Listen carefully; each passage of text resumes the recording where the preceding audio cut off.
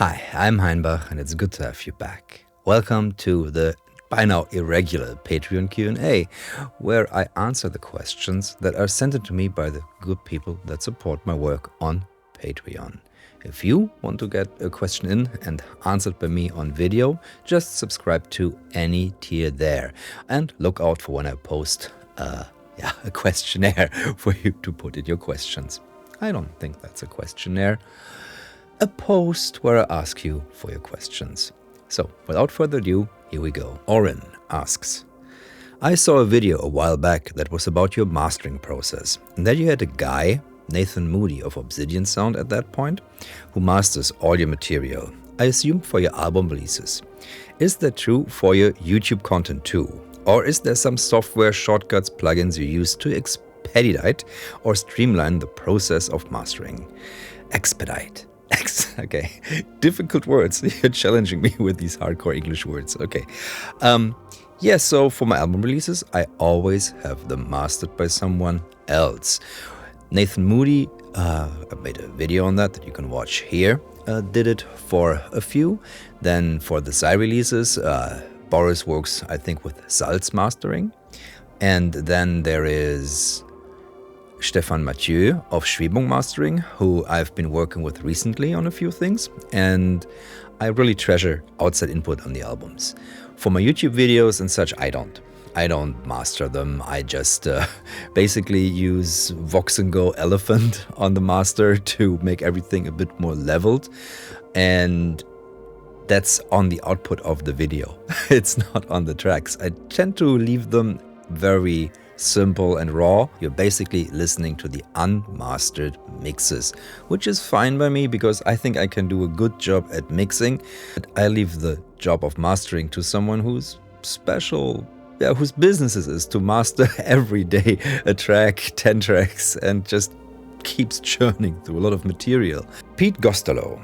Hi Heinbach, do you have any book recommendations for bedtime reading? Specifically books about music or musicians? Oh, yes. I have a few, though I don't really read that much related to music when I want to sleep. I tend to read things that are absolutely not related to music. I read lots of fiction, sci-fi, fantasy, stuff that just relaxes me, so I can get into a different mind space to the music space that I'm constantly in, and that helps. But there are books that I like to read like one chapter of, for example. And one of these is Hans-Ulrich Obrist, A Brief History of New Music, simply because I fell into the world of new music, which is, new classical, whatever you want to call it. New music is such a weird term. And it has interviews with people like Brian Eno, Stockhausen, and it gives a real Steve Reich just here, and it gives a really nice insight into that world through these interviews straight from the composers themselves. So I tend to read one chapter of this and then think about it because it's a lot to take in. So I've been making my way through this very slowly. Very good book if you're interested into that kind of thing. Then I've got Roman Mars, The 99% Invisible City. I've been listening to that podcast for ages now, and this book is it's from that podcast basically, and it offers a fascinating look into architecture. And I got this, das Experimentalstudio der Heinrich-Strobel-Stiftung des Südwestfunks Freiburg 1971 bis 1989. I got this from Jochen, whose father had passed away, and I got a bunch of his collection of test equipment, and I saw that there were books too, and I was like, oh, I need these books because this is about the Experimentalstudio, and that was right near where I grew up and I had no idea. And very interesting book. I don't think you can get this anywhere anymore, and it's only in German.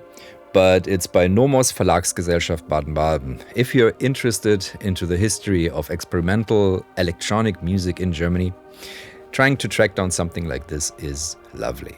And I was happy to visit the Experimentalstudio just a few weeks ago, and I'm hoping to work there next year or the year after that. Ross Drummond. If analog tape ceased to exist, what do you think you would do to replace it live, beyond the obvious? I don't know what the obvious is. I think the obvious would be just using Gauss, my own looper app I made with Brambos, and that would be the thing then. But the physicality and the theatricality of tape is something I'm really interested in. And it's just fun to walk around on stage, putting up tape loops, then they get tangled, then things fall down. It's wonky, but it's fun. It takes a lot of precision and calmness to really do it correctly. And that's something I like about that. It puts me into a good headspace. So, I mean, it could be interesting to create a tape loop controller. So you have something like tape, but it's again magnetic tape, because digital information is stored on magnetic tape. So that won't work. You could make a control. Yeah, I mean, it could be easy to make it. No, it could not be easy. Like, if magnetic tape was still there, it would be easy to make a Fox magnetic tape that does not contain any that does not contain any music, but contains timecode information. And that could be read out by an app, and that could then translate that into different speeds for playback, get all the wobbles and kinks in. I think I'm gonna do that just for fun. This could be beautiful. It's basically like tape loop Serato. Put a time code on there. So magnetic tape in this world is gone. Maybe I could use then film. So film with like little dots, painted on as time code. Put time code on the film, and then use that time code to control that in the same way. So I would cheat my way around that.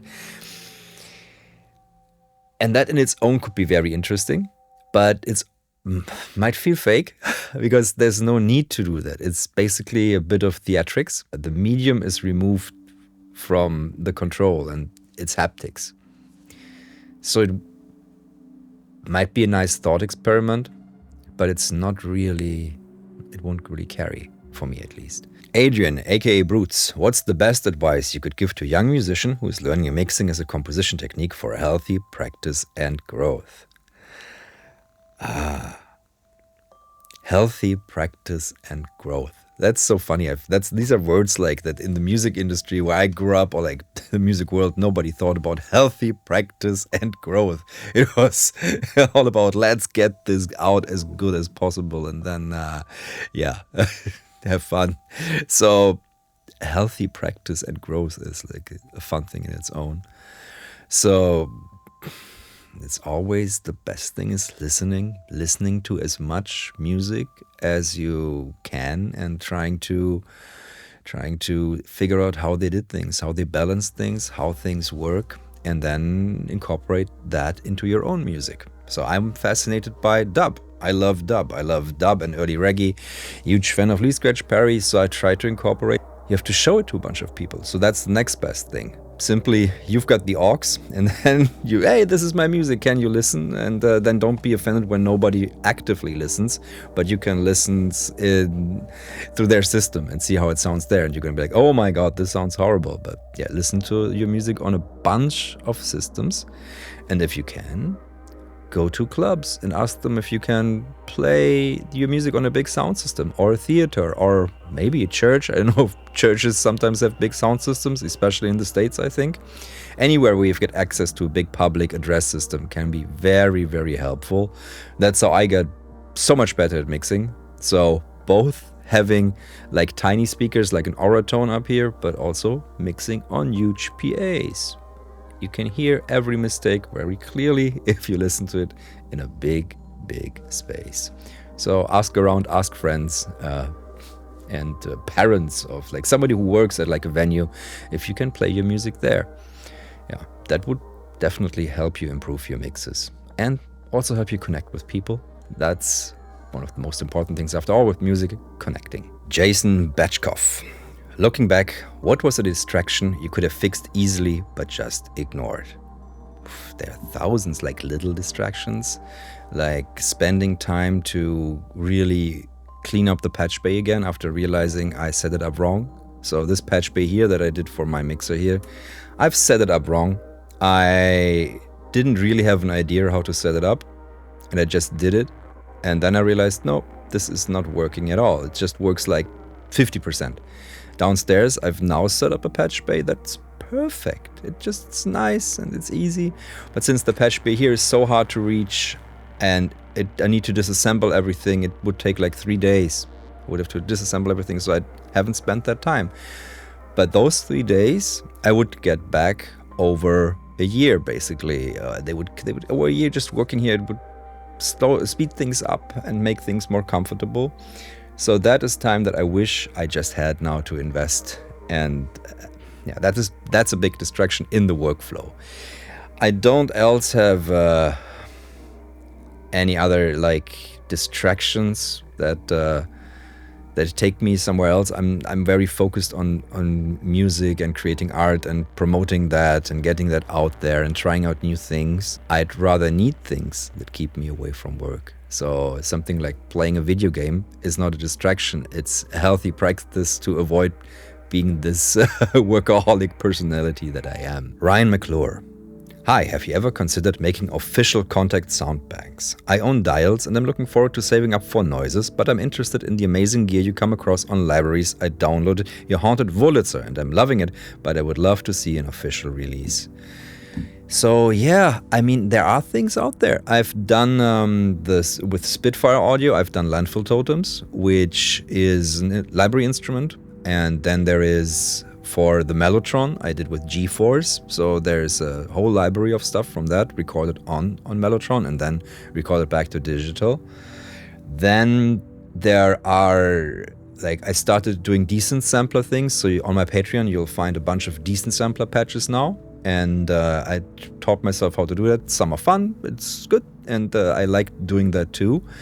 And I've talked a bit with Dave Hilowitz about making something, and that's a project I definitely want to do. And so decent sampler is something that I really like. It's simple, it's direct, and I know Dave now. It feels like a very nice product. I'm not sure about like bigger things right now because I'm very much focused more on plugins instead of sample libraries, simply because it's so much work, like recording all those single notes, and it's such a drudgy, boring work to do that. Or it's very hard when you have to do it with oscillators and tune each of them, and that takes me away from making music. So maybe if I find like the perfect idea, but I think the next thing you're gonna hear is something I probably do with Dave for a decent sampler. The Void Inclusive. That's a good name. Hi Heinbach, good to have you back. What do you do when you don't feel inspired or don't have the energy to work on your projects? Oh yeah, I mean I've got a video on inspiration, how I find it, how I keep it going, and I simply then, when I don't have inspiration, I simply don't do it, and I just start cleaning up. So that also works. Basically fixing things, trying to get the workflow optimized. And then I can, usually after 1 or 2 days, I can go back into everything. It's important to realize that there are times when you just can't create. Sometimes doesn't work. There's nothing you feel that makes you inspired. Stefan Schuster. My daughters are 6 now and might start to learn an instrument soon. Any thoughts on how to keep an approach to music guided by curiosity and feeling rather than just playing the correct notes? Oof, okay. Yeah, so there's a lot of instruments around here. I've got 2 daughters, they're 7 and 11 now, and they always were surrounded by instruments, but I never pushed them to do one, except I said you all have to start with the piano when you're 6. So both of them learned piano. The little one quickly moved on to the flute. And the older one now, since 3 months, she moved away from the piano and she's playing the violin. So they're having fun with that. To just play, I just say you just have to learn an instrument and enjoy it. They just have to. It's like something they have to do. But I don't push them so much, except for like, put your rehearsal time in, you get lessons, and what that instrument is, you can choose yourself. And then, of course, there are all these instruments lying around, and my youngest one, I gave her my Chompy. She's experimenting with that. She also has a little Casio keyboard. She has a mic she can sing into and dance to. So they've got possibilities, and they can always, There's a guitar set up. There's so many things they can just try and play. I try to keep a playground of instruments around. And every time, sometimes when friends come by, they start to form a spontaneous band and then they jam together. And those things are lovely. But mostly I try to keep music close to them, but I don't expect them to become musicians. So my advice would be have lessons where they really learn, and also have ways to experiment with them and experiment with them. Something like, I don't know, like with synthesizers like the Blip Box is super fun to just and find way to integrate those into play. So when you play with your kids, the sound can be like, okay, now we're in the spaceship. And you can use that to guide the play along and also make it more fun for yourself. Because if you're having fun playing, they're having fun. And yeah, shape that world. Play with them, integrate music in a fun way. Yeah, but also have that strict angle to it where they just have to learn the basics, how the basics work. And once you got the basics, it's easy to deviate with like experiment, but the connections need to be made to like the roots, I think. Gabriel, hi. Can you hear a difference between the 2mm and 2.75mm Nagra 4S track heads? That's such a deep, nerdy question. So I've got two Nagra 4S now, and one is from the 70s, one is from the 90s, and the older one has the 2mm heads, and the newer one has the 2.75mm heads. And I was curious, does this sound different? And they do sound different. The machines sound different. Is it because of the heads? I can't tell. So just like that few millimeters is supposed to give you 1.5 decibels less noise. So that's what Nagra says. They don't say it sounds different.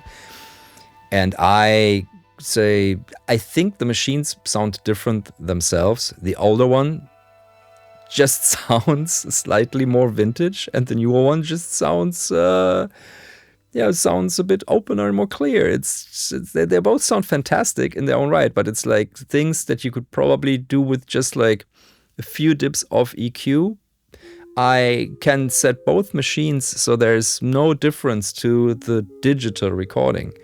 There's really none that I can perceive much. It's almost invisible, unless I really, really drive hard and use the limiter, because the limiter can go insane on the Nagras and you can use it to really punch things up. But to answer the question, I would say it doesn't matter if it's 2mm or 2.75mm, unless maybe you're recording really quiet sources, where that 1.5 decibels comes in, like when you're recording the pianissimo part in a classical piece. There I would say, yeah, that it's probably going to make a difference simply because of the noise. But for my purposes, usually with like regular loud mix, there's hardly any difference. Both machines sound fantastic. They sound like the music that I'm playing, just a bit EQ'd and with a very gentle sheen, because the best thing about the Nagra 4S is the Nagra master mode. And I'll probably get to that in a different video, all the difference between the machines and stuff. Let me know if you want like a big Nagra overview video. But I would say any Nagra 4S, it doesn't matter the heads, will sound good, will sound lovely, and will be a worthy thing to have and own. Patrick ETP, will you ever do a video about the Metasonics D1000 again? I've seen no reason to make a video about the Metasonics D1000 because I already did a pretty long video, and I think that's good. So I don't plan to do one. Unless you've got like a specific thing, like where it would make sense. But for now, I'm saying there's no reason for me to do another Metasonics D1000 video. I haven't discovered any new things with it. So yeah, no reason. Ken Sheshtok. Currently heading into a fairly massive lifestyle change that will be requiring me to be up much earlier than I'm currently programmed, and I may possibly have the ability to make music before heading out the door to work. Previously, most of the things I have recorded happened at night. Listening back, I find they're generally of a darker mood than the rare opportunity I give myself to record during sunlight hours. Those usually tend to be more alive, positive, adventurous. That being said, do you find that you create different music in the day versus the night, better or worse? I really like making music in the morning because then I'm fresh and I've got time and the day is new. I haven't been worn down by the things that happened. There's basically like a blank slate. So as soon as the kids are out the door at school, I just, brush my teeth, get into the studio and step out 3 hours later and hopefully something is done. But at night, it's a different thing. The day has already been long, things have happened. I don't tend to make much music at night anymore. So I tend to use that for some experiments. I tend to use that for listening. I tend to use that for checking back. I tend to use that for mixing maybe a bit.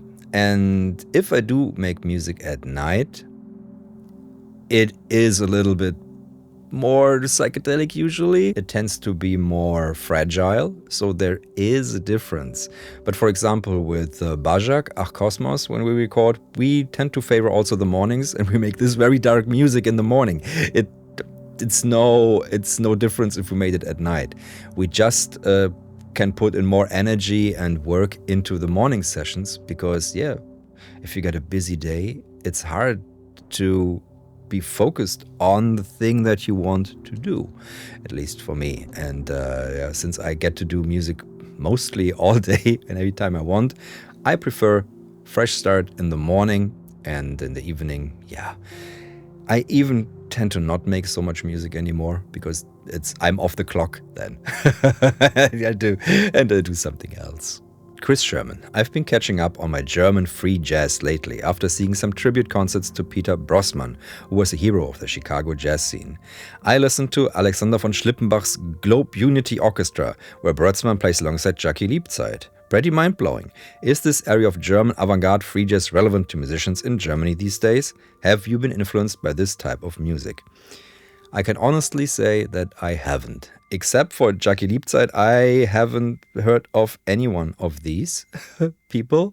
So I was not into jazz. Jazz was a thing my father listened to, so it was, of course, music that was off limits for me. I didn't care about the music my father listened to. I wanted to listen to something different. So I'm not very much into the jazz scene, and I've little ideas about that.